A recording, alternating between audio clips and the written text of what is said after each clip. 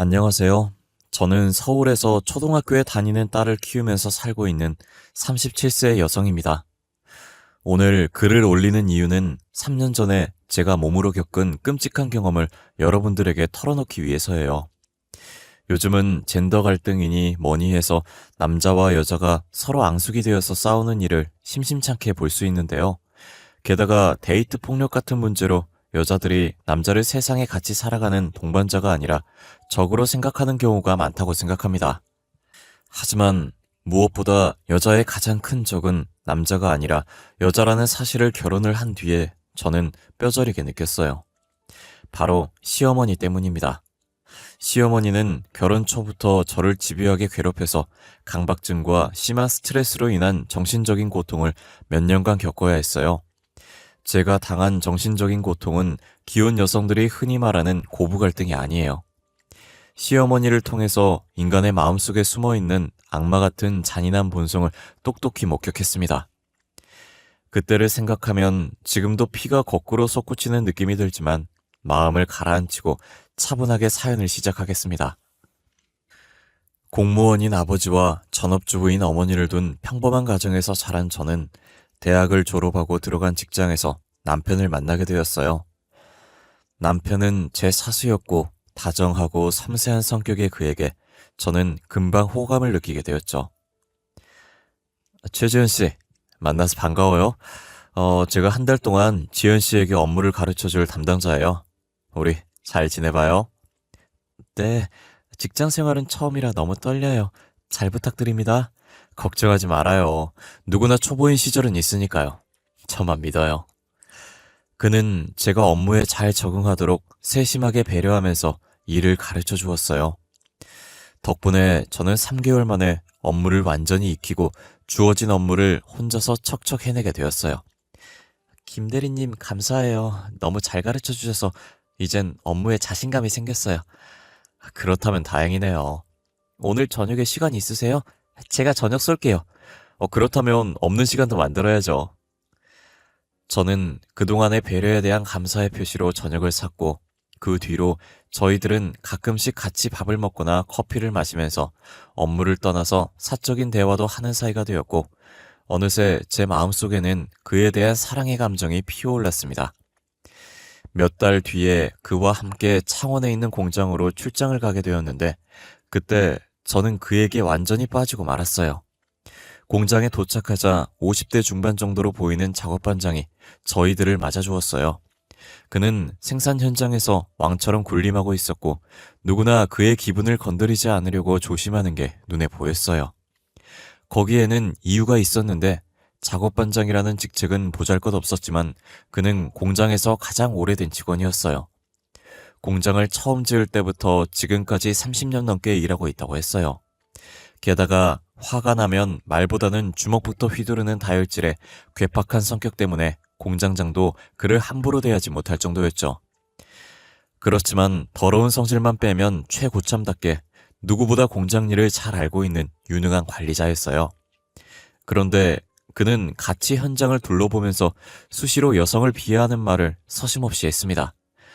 아, 여자들은 말이야. 머리는 텅 비어있는 쓸모없는 동물들이야. 남자한테만 잘 보이면 편히 살 수 있으니 얼마나 좋아. 그는 지독한 남성 우월주의자였고 여성인 제 앞에서도 이런 모욕적인 말을 주저없이 했어요. 남자를 주인처럼 받들고 섬길 줄 모르는 여자는 인간 취급을 해주면 안 돼.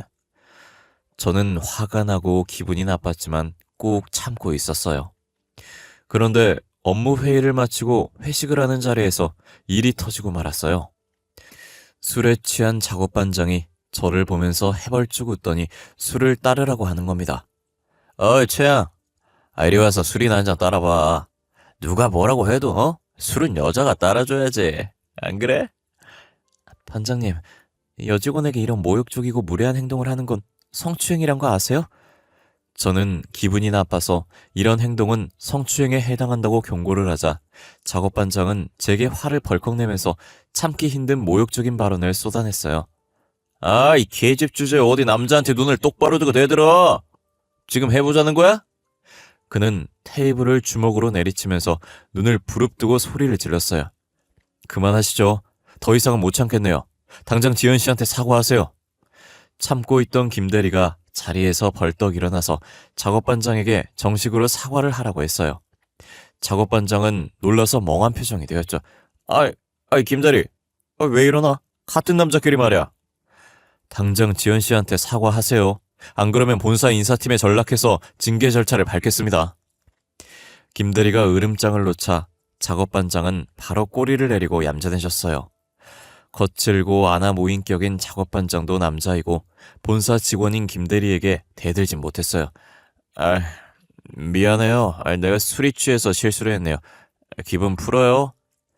반장은 정식으로 제게 사과를 했고 사건은 마무리되었어요. 서울로 돌아온 뒤에 저는 김대리를 제 남자로 점 찍어두게 되었어요. 하지만 문제가 있었습니다. 그에게는 이미 사귀는 여성이 있었던 거예요. 아, 너 모르고 있었구나? 김대리 사귀는 여자가 따로 있어. 아마 연애한 지 1년도 넘었지. 직장 선배 언니의 말에 저는 씁쓸한 마음이 들었어요. 어쩐지 성격 좋고 외모 받쳐주는 남자가 애인이 없다면 오히려 그게 이상한 거죠. 김대리에게 애인이 있다는 걸 알게 된 저는 그를 마음속에서 지웠는데 얼마 후에 선배 언니가 뜻밖의 말을 해주었어요. 지연아, 빅뉴스야. 김대리 말이야. 애인한테 배신당하고 차였대. 네? 그게 정말이에요? 그래, 그것도 그냥 차인 게 아니래. 돈을 2천만 원이나 빌려가더니 바로 며칠 전에 다른 남자랑 기습적으로 결혼을 했다는 거야. 정말 웃기는 여자야. 그 언니가 들려주는 사건의 전말은 정말이지 기가 막혔습니다.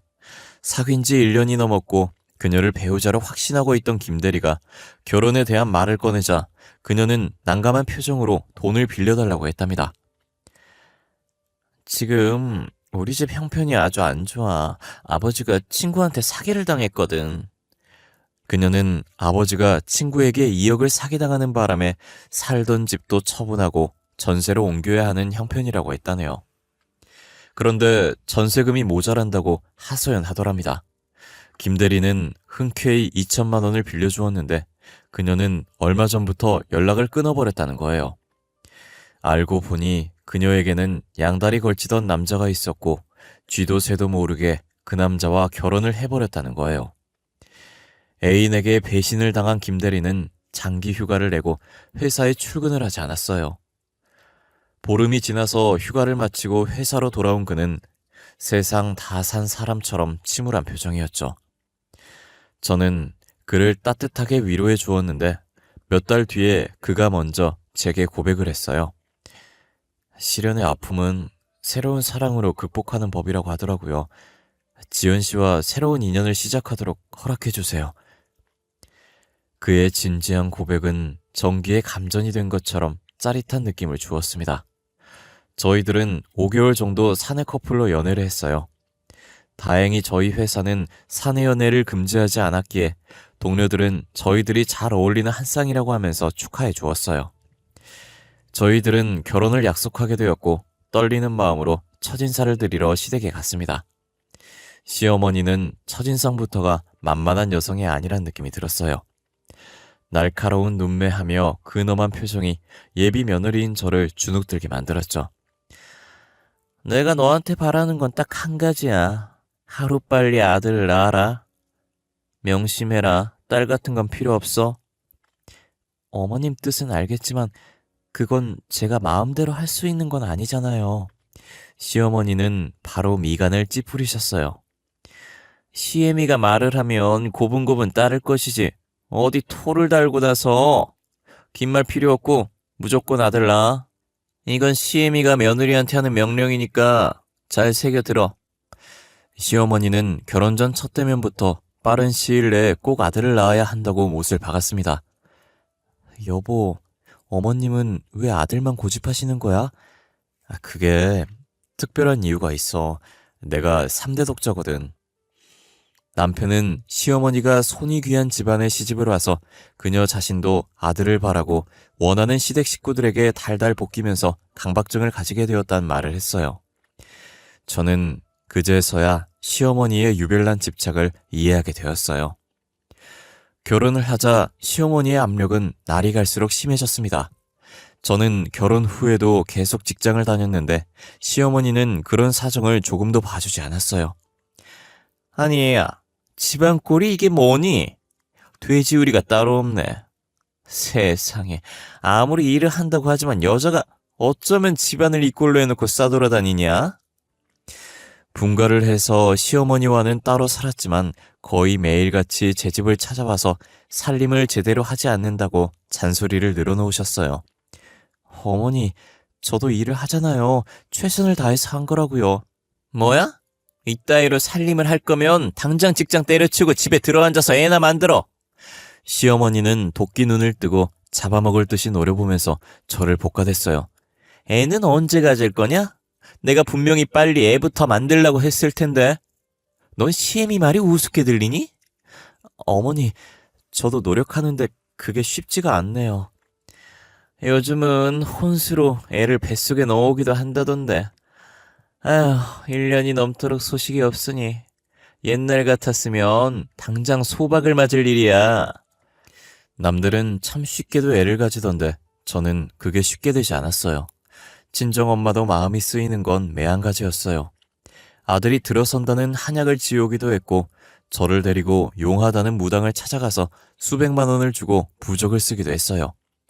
하지만 그런 노력에도 불구하고 2년이 넘도록 소식이 없었어요. 그러니 시어머니와 마주칠 때마다 저는 바늘방석에 앉은 것 같은 느낌이 들었습니다. 병원에도 가서 불임 검사를 몇 번이나 받았지만 남편과 저 모두 정상이란 말을 들었어요. 모두 정신적인 문제인 것 같아요.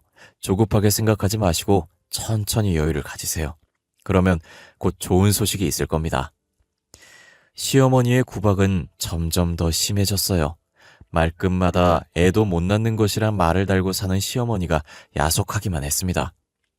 어느 날 시어머니가 친구들과 모임을 시댁에서 가졌는데 제가 식사 준비를 거두려고 갔다가 그들의 대화를 우연히 듣고 정말 참담한 기분이 들었어요. 네 며느리는 아직도 소식이 없어? 그래, 이젠 걔 얼굴만 봐도 화가 나서 미칠 지경이야. 아유, 세상에. 하필이면 손이 귀한 집안에 시집와서 3년이 넘게 애가 없으니 너도 답답하겠다. 마음 같아서는 당장 이혼시키고 다른 혼처를 알아보고 싶은데 아유, 준호 녀석이 말을 안 들으니 미치겠어. 시어머니는 애를 못 낳는 저와 남편 사이를 갈라놓을 생각까지 하고 있었어요. 시어머니에게 며느리는 사람이 아닌 애 낳아주는 도구에 불과했던 거예요. 참담한 심정이었지만 모두 제 잘못이니 돌아서서 억울한 마음에 눈물만 흘렸어요. 그런데 몇 달 후에 기적 같은 일이 벌어졌습니다. 왠지 피곤하고 몸이 무거워서 혹시나 하는 마음에 병원에 가봤더니 임신 3주라는 말을 들었습니다. 저는 하늘로 날아 올라갈 것처럼 기뻤어요. 하늘에서 돈벼락을 맞아도 이보다 기쁠 수는 없었어요. 소식을 들은 남편도 좋아서 어쩔 줄을 몰라 했죠. 저 때문에 노심초사하던 친정엄마도 제 손을 잡고 눈물을 글썽거렸어요. 아휴, 이제 됐다. 하늘이 우릴 도운 거야. 그런데 시어머니는 그렇게 바랬던 임신 소식을 듣고도 좋아하기는커녕 단호하게 말하셨어요. 꼭 아들을 낳아야 된다. 이제 홀몸이 아니니 당장 회사도 때려치우거라. 그리고 애를 낳을 때까지 내 집에 들어와서 살아. 시어머니는 아들이 아니면 안 된다는 말을 하면서 시댁으로 들어오라고 하셨어요. 말로는 임신한 며느리를 곁에 두고 보살펴 주겠다고 했지만 시어머니와의 동거는 불편한 일이어서 저는 다른 핑계를 댔지만 시어머니는 고집을 꺾지 않으셨어요. 엄마가 당신을 생각해서 들어와 살라고 하시는데 그렇게 하자. 남편까지 시어머니를 두둔하고 나서자 저는 도리 없이 시댁으로 들어가게 되었네요. 매일 시어머니와 얼굴을 맞대고 지내다 보니 저는 매일 스트레스를 받게 되었습니다. 시간이 지나면서 배가 불러오고 움직이는 것도 힘들어졌지만 시어머니는 집안일을 전부 제게 맡기고 조금도 도와주지 않으셨어요. 저는 힘들고 지쳐서 쉬고 싶어도 시어머니의 따가운 눈초리가 등 뒤에서 느껴져서 편히 앉지도 눕지도 못하고 지냈습니다. 딸은 안 되니 꼭 아들을 낳아야 한다는 시어머니의 정신적인 압박까지 더해져서 밤에는 걱정이 되어서 잠도 제대로 못 자고 악몽에 시달리기도 했어요. 그러다 갑자기 배가 너무 아파서 견딜 수가 없었어요. 아랫배를 송곳으로 마구 찌르는 것 같은 아찔한 통증을 느끼면서 몸을 덜덜 떨다가 그대로 의식을 잃고 말았습니다. 정신을 차리자 병원에 누워 있었고 남편이 침통한 표정으로 저를 쳐다보고 있었어요. 여보, 우리 애는 어떻게 됐어? 괜찮은 거지? 제 머릿속에는 가장 먼저 뱃속에 든 애가 걱정되었어요. 그런데 남편은 애가 유산되었다는 청천벽력 같은 말을 했습니다. 저는 머릿속이 어두워지면서 다시 의식을 잃을 뻔했습니다. 여보, 괜찮아. 애는 다시 만들면 돼. 남편은 어떻게든 저를 위로해 보려고 했지만 저는 세상을 전부 잃은 것 같은 허탈감에 살아갈 기운조차 없어졌어요. 그래도 친정엄마가 날마다 찾아와서 제게 용기를 줘서 겨우 몸을 추스르고 병원을 나와서 시댁으로 갔습니다. 그런데 시어머니는 저를 쳐다보지도 않으셨어요. 제가 인사를 해도 먼 산만 바라보았고 제가 말을 걸어도 대답도 하지 않았어요. 그때부터 시어머니와 저는 말 한마디 섞지 않고 지내게 되었죠. 시어머니는 저를 아예 투명인간 취급을 했어요. 유산을 한 것도 서러운데 시어머니의 차가운 태도는 저를 더 힘들게 만들었어요. 이렇게 지내다가는 병이 나서 죽을 것만 같았어요. 병원에서 진료를 한 의사는 모두 정신적인 것이니 마음을 편하게 가지라는 말만 했어요. 말은 쉽지만 제 입장에서는 하루하루가 지옥에 던져진 것처럼 고통스러운 날들이었습니다. 더는 참기 힘들어진 저는 남편을 설득했어요. 시어머니의 압박에서 벗어나게 해달라고 애원을 했던 거죠. 여보, 우리 다시 분가하자. 어머님하고 같이 살다가는 숨이 막혀 죽을 것 같아. 사람 살리는 셈치고 당신이 나서줘. 남편은 처음에는 제 말을 귀담아 듣지 않다가 끈질기게 설득하자 시어머니에게 다시 분가를 시켜달라고 매달렸어요. 물론 시어머니가 순순히 허락해주지 않았지만 남편이 끈질기게 매달린 끝에 저는 시어머니에게서 풀려날 수 있었습니다. 시어머니와 떨어져 사는 게 이렇게 편하고 좋다는 걸 전에는 몰랐어요. 그리고 마음이 편안해지니까 의외로 금세 애가 들었었어요. 시어머니는 또 시댁으로 들어오라고 하셨지만 절대 그럴 수는 없어서 친정엄마에게 도와달라고 사정을 했어요. 친정엄마는 시어머니를 만나서 간곡하게 부탁을 했습니다. 부족하고 모자란 지연이를 딸처럼 보살펴 주신 은혜 정말 감사드립니다. 그런데 사돈도 시집살이 해보셔서 아시겠지만 며느리에게 시어머니는 여간 쉽지가 않아요. 그러니 애를 낳을 때까지만 제게 맡겨주세요. 부탁드립니다.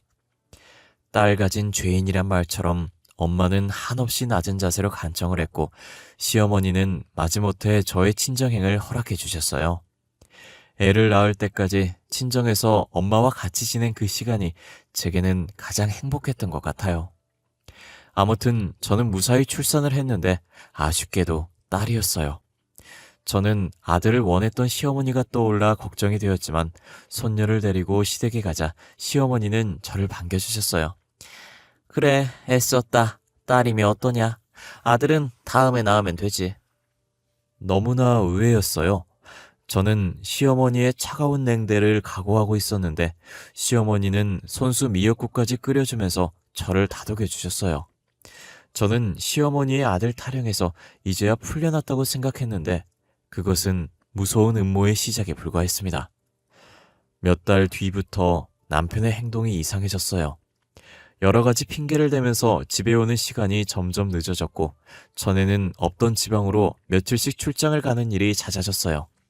일 때문에 집을 비운다니 할 말이 없었죠.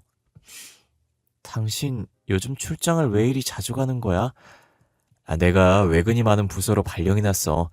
지방에 흩어져 있는 지사들을 관리하는 부서에서 한 달에도 몇 번씩 지방에 내려가야 한다니까. 그렇구나. 많이 힘들고 피곤하지. 힘들어도 별 수 있어.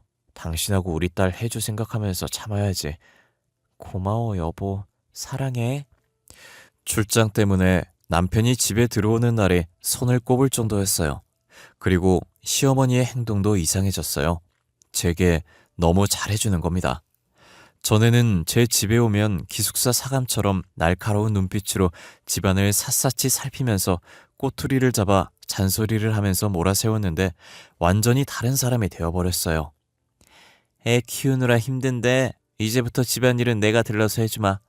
그러니 너는 아무 걱정하지 말고 애 키우는 데만 신경 써. 네? 아니에요. 애 핑계대면서 집안일을 어머님께 떠넘길 순 없죠.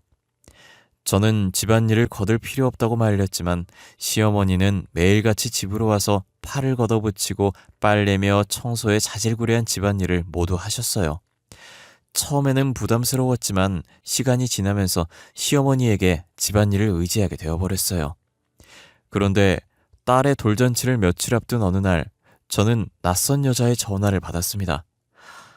저기 최지현 씨죠? 네, 그런데 누구시죠? 그건 만나서 말씀드릴게요. 내일 시간 좀 내주세요. 낯선 여자는 자기가 누군지 밝히지도 않고 다짜고짜 만나자고 했어요. 황당해진 저는 누군지 정체부터 밝히라고 말했죠. 저요? 당신 남편 동거녀예요. 됐나요? 뭐라고요? 그녀의 말은 충격 그 자체였어요. 정말 중요하게 할 말이 있어요. 지연 씨와 제 인생이 걸린 중대한 문제예요. 그러니까 꼭 시간 내주세요. 저는 뒤통수를 망치로 얻어맞은 것처럼 정신을 차릴 수가 없었고 뭔가에 홀린 듯이 남편의 동거녀라고 밝힌 여성을 만났어요. 전 당신 남편과 시어머니라는 인간에게 철저하게 이용당했어요. 그녀의 이름은 정효주라고 했어요. 그녀가 남편을 만난 건 제가 유산을 한 직후였어요. 결혼정보업체를 통해서 남편을 만나 교제를 하게 되었다고 합니다.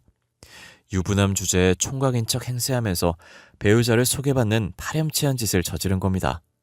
만난 지 얼마 지나지 않아서 남편은 동거를 시작하자고 했답니다.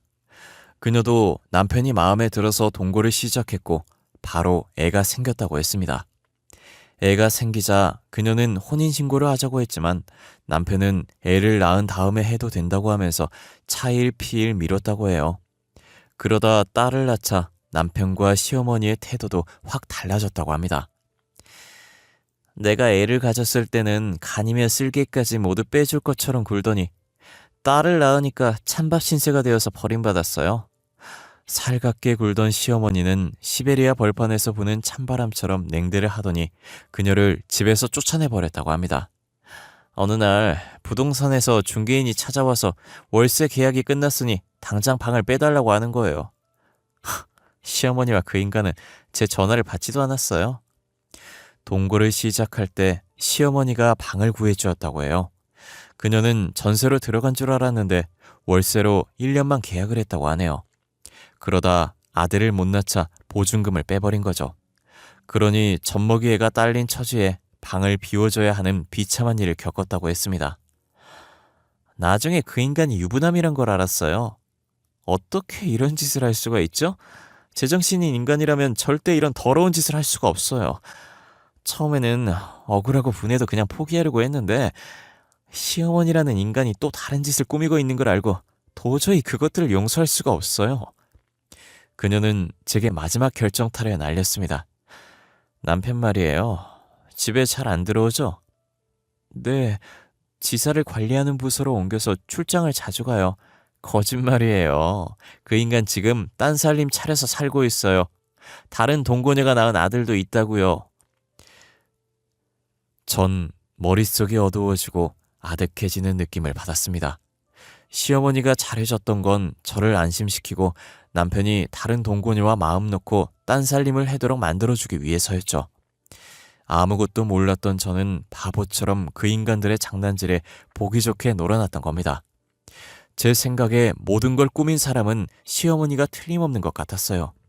같은 여자이고 서러운 시집살이를 겪은 시어머니가 왜 이렇게 처참하고 모진 짓을 저와 그녀에게 저질렀는지 이해가 되지 않았고 허탈해서 맥이 풀렸던 마음이 진정되자 가슴속에서 폭발 직전의 화산처럼 뜨거운 분노가 확 치밀어 올라왔어요. 내 인생을 마음대로 짓밟아버린 인간 쓰레기 같은 그것들에게 제가 받은 고통 전부 되돌려줄 거예요. 지연씨, 우리 힘을 합쳐서 그 인간들 아작을 내버리자고요. 좋아요. 그동안 시어머니한테 당한 수모와 구박을 생각하면 피가 끓을 지경이에요. 어떻게 할 작정이에요? 우선 동거를 하고 있는 곳이 어딘지 알아내야 해요. 그녀는 여러 차례 시어머니를 찾아갔지만 문전박대만 당했고 남편은 연락을 끊어버렸다고 했죠. 남편이 출장을 핑계로 동거녀에게 갈 거예요. 그 인간을 몰래 따라가면 그것들이 어디 사는지 알 수 있을 거예요. 제 말에 그녀도 고개를 끄덕였어요. 며칠 후에 남편은 일주일간 지방으로 출장을 갈 거라고 했어요. 저는 딸을 친정에 맡기고 남편의 뒤를 밟았습니다. 남편이 간 곳은 경기도였어요. 그는 주택가의 빌라 안으로 들어갔어요. 일주일 동안은 동거녀와 같이 지낼 거란 생각을 한 저는 서울로 돌아와서 그녀에게 연락을 했습니다. 그리고 시어머니에게는 며칠 동안 친정에 다녀오겠다고 한 다음에 남편의 첫 번째 동거녀였던 그녀와 같이 경기도로 내려갔습니다. 우선 저희들은 빌라가 잘 보이는 근처의 여관을 잡고 감시를 시작했어요. 남편과 동거녀가 빌라에서 나왔습니다. 아무것도 모르고 서로 딱 붙어서 히히덕거리는 두 년놈을 보니 속이 뒤집어지는 것 같았어요. 세상 행복한 표정으로 집에 들어가려는 그들의 앞에 저희들이 나타났습니다. 남편은 대번에 얼굴이 흑빛으로 변했고 동거녀는 영문을 몰라 어리둥절한 표정을 지었어요. 여보, 나는 안 된다고 했는데 엄마가 시키는 대로만 하면 집을 내 명의로 해주겠다고 해서 어쩔 수 없었어. 용서해줘. 고작 집 때문에 이런 더러운 짓을 저질러? 저는 악에 받쳐서 소리를 질렀고 그 인간들을 앞세우고 집으로 들어갔습니다. 집안에는 시어머니가 동거녀의 아들을 안고 있었어요. 시어머니는 저희들을 보고도 태연한 표정이었어요. 아들도 못 낳는 것들이 어디 와서 함부로 행패를 부려? 당장 나가! 옆에 있던 동거녀도 맞장구를 쳤어요. 맞아요. 시어머니한테 고개 빳빳하게 쳐들고 대드는 저런 것들은 당장 쫓아내야 돼요. 뚜껑이 완전히 열려버린 저는 내연녀에게 달려들었고 동거녀는 시어머니에게 달려가서 머리채를 잡았습니다. 남편은 적당한 선에서 좋게 합의를 하자고 애원을 했지만 저희 둘은 남편과 시어머니를 상대로 위자료 소송을 해서 정신적인 피해에 대한 보상까지 포함해서 꽤나 많은 위자료를 받아냈어요. 그 바람에 남편은 알거지가 되어 쪽박을 차게 되었죠.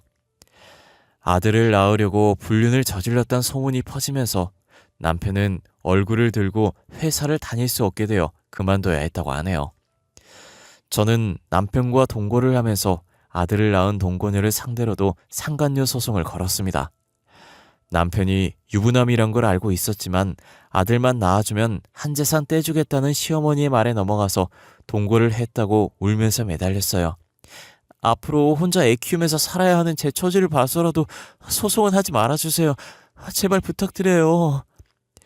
마음 같아서는 끝까지 소송을 해서 위자료를 받아내고 싶었지만 저도 이제부터 혼자 딸을 키워야 하는 입장이라 그녀의 딱한 처지를 생각해서 소송을 취하했습니다. 제 주위에도 결혼 후에 고부 갈등으로 힘들어하는 친구들이 제법 있어요. 저는 그녀들이 늘어놓는 푸념 섞인 하소연을 들을 때면 제 시어머니에 대해 말해줍니다. 그러면 친구들은 한결같이 자기가 얼마나 편안하고 좋은 시어머니와 같이 살고 있는지 새삼 느끼게 된다고 해요. 아마 여러분들 중에도 기혼 여성분들이 계실 겁니다. 그리고 시댁과의 갈등을 겪고 있는 분들도 계시겠죠. 아무리 못된 시댁 식구들이라도 제 시어머니처럼 이기적이고 악독한 인간은 분명히 아닐 거라고 생각해요. 시댁과의 갈등이 생기면 피하지 말고 서로를 이해하면서 머리를 맞대면 분명히 해결책이 보일 거라고 믿어요. 여러분들의 앞날에 늘 행운이 함께하기를 기원하겠습니다. 감사합니다.